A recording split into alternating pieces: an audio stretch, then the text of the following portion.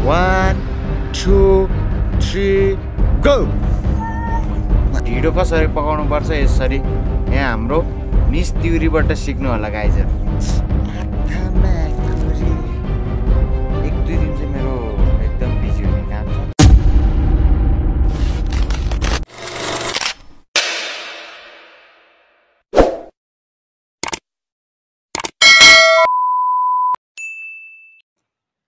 Hello everyone, सम्पूर्णलाई स्वागत छ मेरो नयाँ भिडियोमा, नयाँ भ्लगमा। हजुरहरु सन्चै हुनुहुन्छ होला, म पनि एकदम ठिकठाक छु। अबे साले रुको जरा। हेलो एभ्रिवान, सम्पूर्णलाई लासो फ्याफुल्ला नमस्ते जोजोलो अस्सलामुअलैकुम। स्वागत छ फेरि अर्को नयाँ भिडियोमा सम्पूर्णलाई। गाइज अब चाहिँ म अबे जल्दी बोल, कल सुबह पनवेल निकलना है। भिडियो पुरै हेर्नु होला है त। अबको मेरो काम चाहिँ हुनेछ साथीहरु, यो गोठलाई चाहिँ भत्काउने। किनकि अब यो भत्काएर नयाँ बनाउनु पर्ने हुन्छ। अब 2-4 दिनपछि बनाउँदै गरौँला। 2-4 दिनपछि बनाउनु पर्छ बनाउन चाहिँ। पछिको हाम्रो भोलिको काम चाहिँ के हुनेछ भने 1-2 दिन चाहिँ मेरो एकदम बिजी हुने काम छ। अस्ति नै पानी पर्दाखेरि सानो पहिरो गएको थियो यहाँ यो डिलमा, अनि यसलाई चाहिँ अब तलबाट खनेर पुरै त्यो सफा गर्नुपर्ने हुन्छ के साथीहरु। त्यसलाई चाहिँ अब वाल बनाएर हुन्छ कि के गरे हुन्छ कि जेस बनाउनु पर्ने छ। त्यो 1-2 दिनको काम छ, त्यो गर्नुपर्ने हुन्छ। त्यो म भोलि देखाउने छु। आज चाहिँ म यो काम गर्दैछु है त साथीहरु।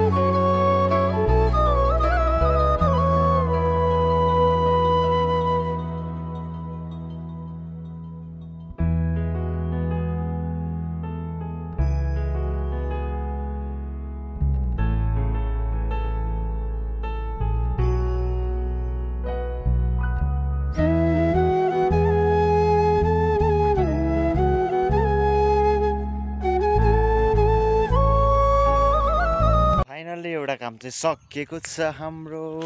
आथामा कुरी यस्तो नलले खुट्टा भोच्यो क्या नलको यो टुसुले यार। परबट्ट सुन्दा तिम्रो त्यो बोली मुटुमै लागेर मनै रमायो रे। यस्तो गीतहरु चाहिँ गाउनु हुँदैन। होइन होला, गाउन त हुन्छ तर अलि सोचेर होस पुर्याएर मात्रै गाउनुपर्छ है। ठीक है कुछ नया बोलो। हाम्रो आज यहाँ ढिडो पकाउने कार्यक्रम भइरहेको छ गाइज। यहाँ हाम्रो कुकमा हुनुहुन्छ आज मिस अनिता तामाङ। हजुरको केही जाओस् न। यो के को ढिडो हो खासमा?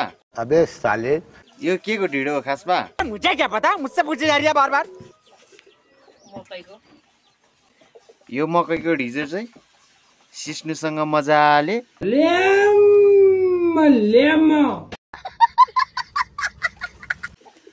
स्वारल्याप गरिन्छ आज। ढिडो कसरी पकाउनु पर्छ यसरी यहाँ हाम्रो मिस तिउरीबाट सिक्नु होला गाइजहरु। कसको नो रे यो? नो भने के? नो भने लसुन। लसुनलाई नेपालीमा के भन्छ? लसुनै भन्छ नि। कुरा गर्छ गफ गरे जस्तो। अनि My name is Mr. Ajay Tamang. Calms. यो बिचको यो साग चाहिँ कस्तो राम्रो रहेछ के हो यो चाहिँ? ओ त्यो चाहिँ त्यो दुईटा यो के यो that's good and for it यो हो हाम्रो करेज सब्बारी जसमा लसुन र साग रहेको छ किलाउ माया उहीतिर किलाउ दुईतिर भुइँतिर अरूलाई चाहिँ दहीमा मलाई चाहिँ महिनमा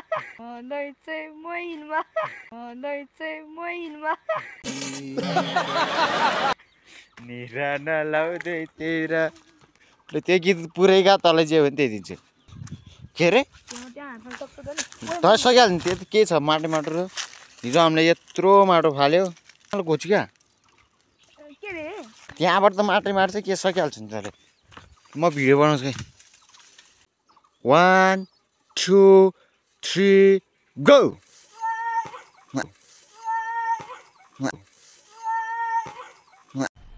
मजा आया सिम्पल सो सिम्पल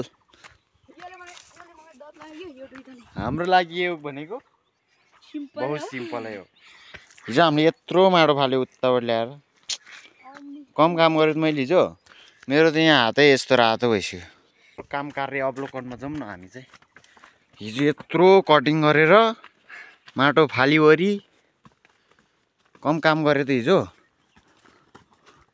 अझै यत्रो काम बाँकी छ र वाल हान्न बाँकी छ अझै त्यो ढुङ्गा निकाल्नुपर्छ हिजो नसकेर अब आज मैले निकाल्छु कि यसलाई कसैले सक्दैन फेरि यत्रो माटो कम फाल्यो मैले हिजो 100 टिप भन्दा बढी फाल्यो होला यार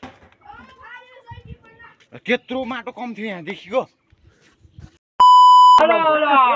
मोबाइल कटाइदिए ग्यास कटाइदिएर ल्याएर आउनु होला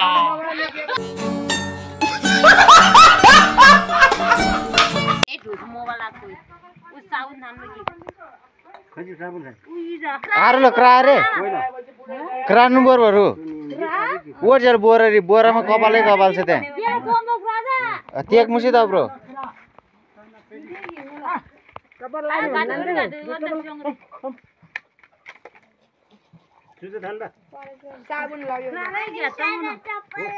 नक्कली सोच्छु म